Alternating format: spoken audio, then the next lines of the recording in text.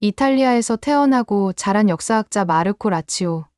그는 20년 전 학술적 호기심으로 한국 땅을 밟았습니다. 그러나 이 작은 동아시아 국가는 그의 인생을 완전히 바꿔놓았습니다. 도저히 이해할 수 없다. 너무도 이상하다라는 첫 인상이 전 세계에서 가장 경이롭다는 찬사로 변하기까지. 그에게는 수많은 충격과 깨달음이 있었습니다. 한국인들은 불가능을 현실로 만드는 민족입니다. 위기 속에서 더욱 강해지고 실패를 두려워하지 않으며 단결의 힘으로 세계를 놀라게 합니다. 그리고 그 중심에는 감정적이면서도 냉철하고 혼란스러우면서도 질서 있는 한국인이라는 존재가 있습니다. 그는 한국에서 겪은 모든 경험이 그의 기존 사고방식을 완전히 뒤흔들어 놓았다고 말합니다. 그가 관찰한 한국은 하나의 기적 그 자체라고 합니다. 지금부터 세상 어디에서도 볼 수 없는 특별한 나라, 한국의 이야기를 시작하겠습니다. 저는 마르코 라치오입니다. 이탈리아에서 태어나고 자랐으며 유럽에서 역사학을 전공했어요. 평생 동안 유럽 중심의 관점으로 세상을 이해하다가 20년 전 우연히 한국에 발을 들이게 되었습니다. 당시 저는 한국을 연구하러 온 학자였어요. 하지만 시간이 지날수록 한국이라는 나라와 그 속에 사는 사람들이 가진 독특함에 매료되었고 지금은 한국에서 가족과 함께 살고 있습니다. 처음 한국에 왔을 때 저는 굉장히 혼란스러웠습니다. 이곳 사람들은 너무 다르더군요. 가령 한국인들은 누가 시키지 않아도 새로운 전자제품을 사서 금방 익히는 모습을 보였어요. 설명서조차 보지 않고 스마트폰을 척척 다루는 걸 보고 저는 충격을 받았습니다. 이탈리아에서는 기술적 변화를 받아들이는데 시간이 걸리기 마련인데 한국인들은 마치 기술과 혼연일체가 된 것처럼 보였죠. 그러나 제가 한국인의 진짜 매력을 느낀 건 위기 상황에서였습니다. 한국에서는 대화를 나누다 보면 사소한 문제에 크게 화내는 모습을 자주 볼 수 있었어요. 처음엔 왜 이렇게 감정적일까 하고 의아했죠. 그런데 더 놀라운 건 그렇게 격렬히 싸우던 사람들이 불과 몇 분 만에 웃으며 화해하는 모습이었습니다. 저는 이게 너무 신기해서 몇 번이나 친구들에게 물었어요. 도대체 어떻게 금방 화를 풀 수 있죠? 그때마다 돌아온 답은 간단했어요. 그냥 그럴 일 아니니까요. 한국인들이 위기를 대처하는 방식은 또 얼마나 놀라운지 모릅니다. 세계사를 연구하면서 다양한 민족들의 역경 극복 과정을 보아왔지만 한국처럼 끈질기고 단결된 모습은 없었습니다. IMF 외환위기 때 한국인들이 금반지를 모으는 이야기를 처음 들었을 때 저는 믿기 어려웠어요. 정말 그 많은 사람들이 자발적으로 금을 냈다고요? 라며 반문했죠. 그런데 실제로 자료를 찾아보니 사실이었어요. 작은 시골 마을의 할머니부터 대도시의 직장인까지 온 국민이 한마음으로 참여했더라고요. 그리고 한국인들은 주변 강대국들 사이에서도 절대 주눅 들지 않는 민족이에요. 러시아, 중국, 일본, 미국이라는 초강대국들에 둘러싸인 작은 나라가 어떻게 이렇게 자신감이 넘칠 수 있을까요? 그 이유를 찾기 위해 저는 한국의 역사를 파고들었죠. 그리고 그 과정에서 알게 되었어요. 한국인들은 오랜 세월 외세의 침략을 받았지만 그때마다 자신들만의 방식으로 생존하고 문화를 지켜냈다는 사실을요. 한국인들의 성격은 마치 파도가 치는 바다와 같아요. 격렬하고 감정적일 때도 있지만 그 밑에는 깊고 평온한 무언가가 흐르고 있거든요. 예를 들어 제가 어떤 한국 친구와 처음 만났을 때 그 친구는 대화 도중 엄청나게 흥분해서 목소리를 높였어요. 저는 이 친구는 나를 별로 좋아하지 않나 보다라고 생각했죠. 그런데 대화가 끝난 뒤 그 친구가 제 어깨를 툭 치며 우리 밥 먹으러 갈까 하는 거예요. 그때 깨달았습니다. 한국인의 감정은 단순히 표현 방식일 뿐 깊은 인간관계를 맺는데 전혀 방해가 되지 않는다는 거요. 저는 처음 한국에 왔을 때 이곳 사람들의 교육에 대한 열정을 보고 솔직히 당황했어요. 이탈리아에서는 삶의 균형을 중요시하는 문화가 강해요. 공부도 중요하지만 여유를 즐기는 것이 더 큰 가치로 여겨지죠. 그런데 한국에서는 공부가 삶의 중심이더군요. 아이들이 학교를 마치고도 학원을 몇 군데씩 다닌다는 이야기를 들었을 때 저는 귀를 의심했어요. 하지만 한국의 교육 시스템과 그 결과를 직접 본 순간 그 열정이 이해되기 시작했어요. 한국은 문맹률이 1% 미만이에요. 이것은 단순한 통계가 아닙니다. 이는 한글이라는 문자의 과학성과 함께 국민 전체가 글을 읽고 쓰는데 얼마나 많은 노력을 기울였는지를 보여주는 증거죠. 제가 한글을 배우기 시작했을 때는 솔직히 이게 왜 과학적이라는 거지? 라는 의문이 들었어요. 그런데 배우면 배울수록 놀라웠습니다. 간단한 구조지만 엄청난 의문을 표현할 수 있는 체계였어요. 게다가 어떤 글자든 논리적으로 이해할 수 있었습니다. 또한 한국 학생들의 경쟁심도 대단합니다. 제가 처음 한국 대학교에서 강의를 하러 갔을 때 학생들이 보여준 태도를 잊을 수가 없어요. 강의 중에는 거의 질문이 없어서 저는 학생들이 제 수업에 관심이 없다고 생각했어요. 그런데 수업이 끝난 후 몇몇 학생들이 몰려와서 엄청나게 깊은 질문을 하더군요. 그들은 강의 내용을 그냥 듣는데 그치지 않고 자신들의 삶과 학문에 어떻게 적용할 수 있을지를 끊임없이 고민하고 있었어요. 왜 강의 중에는 질문하지 않았느냐고 묻자 한 학생이 이렇게 대답했어요. 교수님, 강의 중에는 방해가 될까 봐요. 그 대답을 듣고 저는 적잖이 충격을 받았어요. 특히 놀라웠던 것은 학부모들의 교육 열정이었습니다. 제가 알던 이탈리아 학부모들은 아이들이 공부에 너무 집착하지 않도록 균형을 맞춰주려는 경향이 있어요. 그런데 한국에서는 부모님들이 아이들보다 더 열심히 공부 환경을 만들어주더군요. 어떤 친구의 집에 초대받았을 때 거실 한가운데 온갖 학습 교재와 시험 준비물이 쌓여 있는 걸 보고 놀랐어요. 한국의 교육열이 만들어낸 또 다른 결과는 바로 한국인의 문제 해결 능력입니다. 전 세계적으로도 한국 학생들이 국제 수학 및 과학 평가에서 상위권을 차지한다는 것을 알고 계실 거예요. 그런데 저는 그 배경에 있는 진짜 비결을 한국에 와서야 알게 되었어요. 단순히 시험 점수가 높은 것이 아니라 문제를 창의적으로 해결하는 데 집중하는 교육 방식이 그것이었어요. 물론 암기식 교육도 존재하지만 그 속에서도 비판적 사고와 논리를 가르치려는 노력이 엿보였습니다. 이런 교육열은 때로는 극단적으로 보일 수도 있습니다. 아이들이 공부 때문에 스트레스를 받는다는 이야기를 들을 때마다 안타까운 마음이 들었어요. 하지만 그 결과 한국은 지식과 기술 면에서 세계를 선도하는 국가가 되었죠. 한국의 경제 발전을 연구하며 저는 이 교육열이 개인의 성공을 넘어 국가 전체의 성장을 이끌었다는 점을 깨달았습니다. 그리고 저는 위기 속에서 드러나는 한국인의 단결력을 보고 진정으로 놀랐습니다. 이탈리아에서는 위기가 닥치면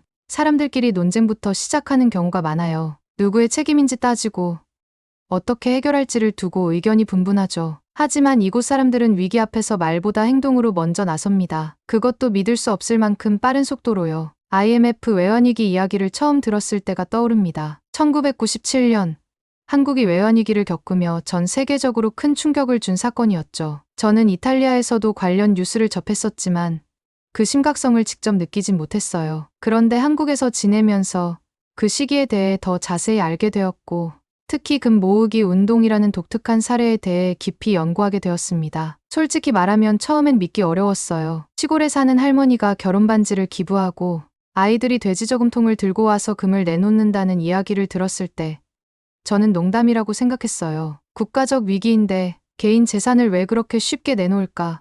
라는 의문도 들었죠. 하지만 관련 자료를 조사하고 실제 사례를 듣다 보니 그 배경에는 한국인 특유의 강한 공동체 의식과 애국심이 자리하고 있었습니다. 한국인들은 평소에는 개인적인 이익을 추구하는 데 집중하는 것처럼 보일 때가 많아요. 그런데 위기가 오면 이야기가 완전히 달라져요. 이탈리아에서는 사람들의 단결이 주로 스포츠나 문화 행사에서 나타나요. 물론 축구 월드컵 때는 엄청난 응원 열기를 보이지만 그 열기가 사회적 위기 상황까지 이어지는 경우는 드물죠. 그런데 한국에서는 월드컵 거리 응원에서도 경제적 위기 극복에서도 같은 에너지를 느낄 수 있었습니다. 제가 만난 한 한국 친구는 이렇게 말했습니다. 우리는 함께 뭉치면 뭐든 할 수 있어요. 저는 그 말을 듣고 깊은 인상을 받았어요. 사실 한국의 역사를 살펴보면 외세의 침략과 수많은 위기를 겪으면서도 민족적 단결로 극복해 온 사례가 많습니다. 이 단결력은 과거의 이야기로 끝나지 않았어요. 저는 최근에도 한국인들이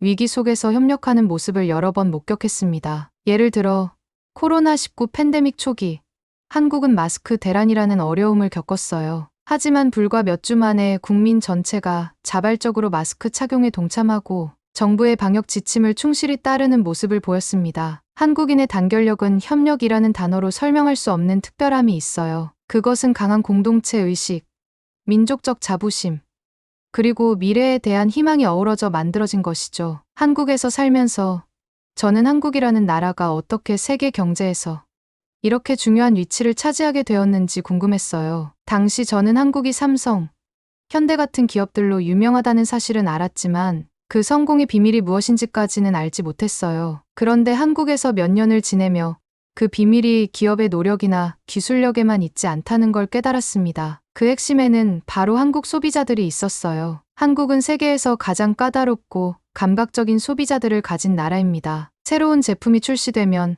한국 소비자들은 마치 전문가처럼 그것을 분석하고 단점을 지적하며 개선 방향까지 제시하곤 해요. 제가 처음 이 현상을 접한 건 한 친구와 함께 새로 나온 스마트폰을 구입했을 때였어요. 그 친구는 제품을 손에 들자마자 이리저리 돌려보고 여기 마감이 좀 아쉽네라며 비평을 하기 시작했어요. 저는 깜짝 놀랐습니다. 이탈리아에서는 보통 소비자들이 제품의 디테일까지 꼼꼼히 살피는 경우는 드물거든요. 하지만 그보다 더 놀라웠던 건 이런 소비자 피드백이 인터넷 커뮤니티에서 끝나는 게 아니라 실제로 기업에 큰 영향을 미친다는 점이었어요. 한국에서는 소비자들이 특정 제품이나 서비스에 불만을 가지면 그냥 넘어가지 않아요. 그들은 문제를 정확히 지적하고 개선점을 논리적으로 제안하며 때로는 사회적 캠페인으로까지 이어지죠. 한국 소비자들은 새로운 트렌드에 민감하면서도 그것을 소비하는 데 그치지 않아요. 그들은 트렌드를 창조하고 발전시키는 역할도 합니다. 한국의 아이돌 문화는 음악을 즐기는 팬들로 시작됐지만 지금은 전 세계적으로 K-팝이라는 거대한 산업을 만든 원동력이 되었어요. 소비자와 생산자가 함께 성장하는 이런 구조는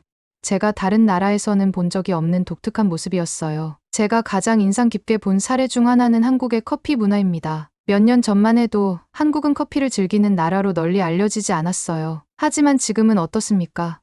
골목마다 다양한 콘셉트를 가진 카페가 있고 한국에서 유행하는 커피 스타일이 전 세계로 퍼져나가고 있어요. 이것은 소비자가 직접 트렌드를 주도하고 있다는 것을 보여주는 사례예요. 스타벅스 같은 글로벌 기업도 한국 시장에서의 피드백을 반영해 신제품을 개발하는 경우가 많다고 들었습니다. 또한 한국은 새로운 기술과 IT 서비스의 테스트베드로도 유명합니다. 세계 어느 나라보다 인터넷 속도가 빠르고 IT 기술 도입 속도가 놀라울 정도로 빨라요. 이런 환경에서 소비자들은 새로운 기술을 받아들이고 평가하는 데 매우 능숙해졌습니다. 새로운 앱이나 플랫폼이 나오면 한국 소비자들은 단기간 내에 그것의 장단점을 명확히 파악하고 개선 방향까지 제안합니다. 기업 입장에서는 한국 시장이 제품의 성공 여부를 가늠하는 데 가장 좋은 시험대가 되는 셈이죠. 한국 소비자들이 이렇게 민감하고 까다로워진 데는 역사적인 이유도 있는 것 같아요. 과거 한국은 외세의 침략과 압박 속에서 생존해야 했던 민족이었잖아요. 이런 경험이 쌓이면서 사람들은 자연스럽게 더 나은 것을 찾고 이를 통해 생존과 발전을 도모하는 데 익숙해졌다고 생각해요. 물론 이런 소비자 문화가 단점으로 작용하는 경우도 있습니다. 한국 소비자들은 새로운 트렌드에 빠르게 반응하는 만큼 그 트렌드의 금방 실증을 느끼기도 해요. 제가 아는 한 중소기업 사장은 이런 말을 한 적이 있어요. 한국에서 살아남으면 어디서든 살아남는다. 그만큼 한국 시장은 까다롭지만 그 덕분에 기업들은 더 혁신적이고 경쟁력 있는 제품을 만들어낼 수 있는 것이죠. 한국에 대해 이야기할 때 IT와 기술 발전을 빼놓을 수 없어요. 저는 이탈리아에서도 인터넷과 기술 발전을 경험하며 살았지만 한국에서의 경험은 그야말로 문화 충격이었어요. 제가 한국의 IT 강국 이미지를 처음 실감했던 순간은 인터넷 속도 때문이었어요. 한국에서는 인터넷이 마치 공기처럼 느껴졌습니다. 특히 와이파이와 LTE 네트워크의 커버리지는 제가 상상했던 수준을 훨씬 뛰어넘었어요. 하지만 인터넷이 빠르다는 것만으로 한국의 IT 강국 이미지를 설명할 순 없어요. 진짜 매력은 사람들이 기술을 받아들이는 태도에 있었습니다. 한국인들은 새로운 기술에 대한 두려움이 없었어요. 오히려 그것을 삶에 적용하는 데 능숙했죠. 스마트폰이 처음 등장했을 때 저는 한국 사람들이 금방 익숙해지는 모습을 보고 또 한 번 놀랐습니다. 지하철 안에서 대부분의 사람들이 스마트폰을 사용하는 모습을 보고 여긴 정말 디지털 세상이구나라고 느꼈어요. 한국의 기술 발전은 인터넷이나 스마트폰에서 끝나지 않았어요. 인공지능 AI, 사물인터넷, 5G 네트워크, 첨단 기술도 일상생활에 깊숙이 자리 잡고 있었어요. 한국의 대형마트에서는 무인 계산대를 쉽게 볼 수 있었습니다. 제가 처음 무인 계산대를 이용했을 때는 약간 어색했어요. 사람이 없는 계산대라니 정말 괜찮을까? 라는 의구심이 들었죠. 그런데 막상 사용해보니 너무 간편해서 이탈리아에서도 이런 기술이 빨리 보급되었으면 좋겠다고 생각했어요. 그리고 무엇보다도 인상 깊었던 것은 한국인들의 빠른 적응력이었어요. 제가 알던 한국인들은 새로운 기술이 나오면 그것을 배우는데 주저하지 않았어요. 오히려 어떻게 더 잘 활용할 수 있을지 고민하며 스스로 발전시키는 모습을 보였죠. 물론 이런 기술 발전에는 그늘도 있었습니다. IT와 기술 의존도가 높아지면서 사람들 간의 직접적인 소통이 줄어들고 디지털 피로감이 늘어났다는 지적도 있었어요. 하지만 제가 보기에는 이런 부작용도 한국인들의 혁신적인 사고로 극복할 수 있을 거라는 믿음이 들었어요. 왜냐하면 한국인들은 항상 문제를 해결하고 더 나은 방향으로 나아가는 데 익숙한 사람들이기 때문입니다. 한국에서 살며 제가 가장 깊이 느낀 것 중 하나는 바로 한국인의 도전 정신과 더 나은 것을 향한 끝없는 열망이에요. 이탈리아에서 저는 현실을 즐기며 살아라라는 문화 속에서 성장했지만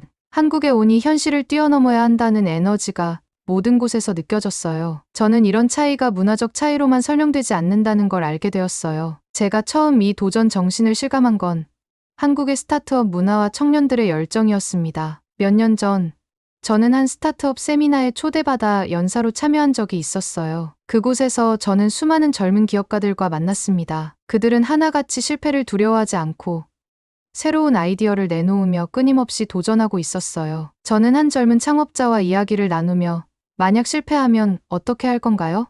라고 물었어요. 그 청년은 웃으며 이렇게 답하더군요. 실패는 과정일 뿐이에요. 그 과정에서 배우는 게 더 중요한 거죠. 저는 그 말에 감동했습니다. 한국인의 도전 정신은 젊은 세대에 국한되지 않았어요. 저는 다양한 연령층에서 이 같은 열정을 느낄 수 있었습니다. 제가 알고 지내는 한 60대 한국인은 은퇴 후에도 새로운 기술을 배우고 지역 사회 활동에 적극적으로 참여하고 있었어요. 그는 배움에는 끝이 없다고 말하며 항상 새로운 것을 시도하더군요. 제가 한국 경제를 연구하면서 가장 놀랐던 건 불과 몇십 년 전까지만 해도 개발도상국에 머물던 한국이 지금은 세계 경제 강국으로 자리 잡았다는 사실이에요. 한국은 자원이 풍부한 나라도 아니고 지정학적으로 유리한 위치에 있지도 않습니다. 그런데도 불구하고 세계적인 기업들을 배출하고 첨단 기술 분야에서 선도적인 위치를 차지하게 된 배경은 바로 이 도전, 정신과 발전 욕구 덕분이라고 생각해요.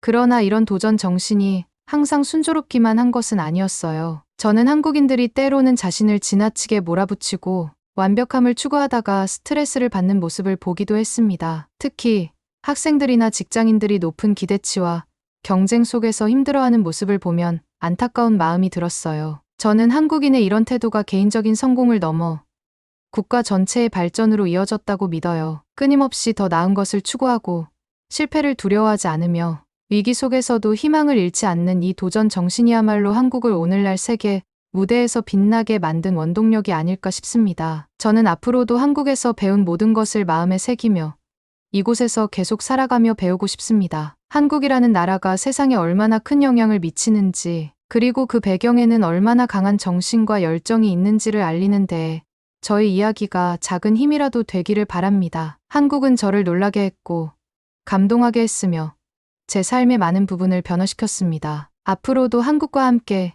이 특별한 여정을 이어가고 싶습니다.